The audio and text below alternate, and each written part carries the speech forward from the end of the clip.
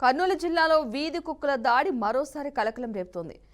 పెద్దకడమూలూరు మండలంలోని ఎస్సీ కాలనీలో కుక్కల దాడికి మహిళ తీవ్రంగా గాయపడింది. ఇంటి వద్ద పనులు చేస్తూ ఉండగా అకస్మాత్తుగా 3 వీధి కుక్కలు ఆమెపై దాడి చేయడంతో గ్రామంలో భయాందోళన నెలకొన్నాయి. గాయపడిన మహిళ ప్రస్తుతం ఆదోని ప్రభుత్వ ఆసుపత్రిలో చికిత్స పొందుతోంది. ఇంత పెద్ద మహిళపైనే కుక్కలు దాడి చేశాయంటే ఇక చిన్న పిల్లల పరిస్థితి ఏంటంటూ గ్రామస్తులు ఆందోళన వ్యక్తం చేస్తున్నారు. తక్షణమే వీధి కుక్కలపై చర్యలు తీసుకుని భద్రత కల్పించాలని సంబంధిత అధికారులనైతే గ్రామస్తులు వేడుకుంటున్నారు. ఊర్లో కుక్కలు చాలా ఇబ్బందిగా దండిగా ఉండవు సార్. ఆ కుక్కల గురించి చర్య తీసుకున్న నా బిడ్డని కొరికి చాలా చిత్రహింసలు పడవి. ఈ కుక్కల వల్ల చాలా ప్రమాదం ఉన్నది.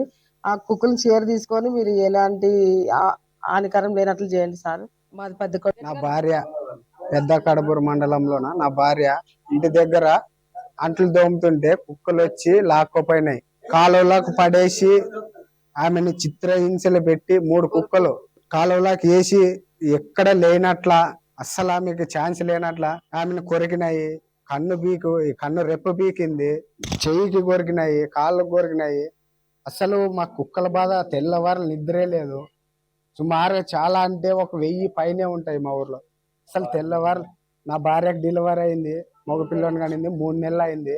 ఒకవేళ ఆమె చనిపోలేదు, నా పిల్లోడు బతికేమి చనిపోయింటే, ఒకవేళ పిల్లోని కానీ ఎత్తుకోపోయింటే నా భార్య అదే టైంలో నా భార్య నా పిల్లోడు ఉంటే ఎవరైనా కానీ అట్లా ఎత్తుకోపోయింటే నా పరిస్థితి ఏమి, నా పిల్లోని పరిస్థితి ఏమి? దాని గురించి దయచేసి అధికారులకు చెప్తున్నాను, ఈ కుక్కల చర్యలు తీసుకోవాలని. నా భార్య పెద్ద కడబూరు మండలంలోన నా భార్య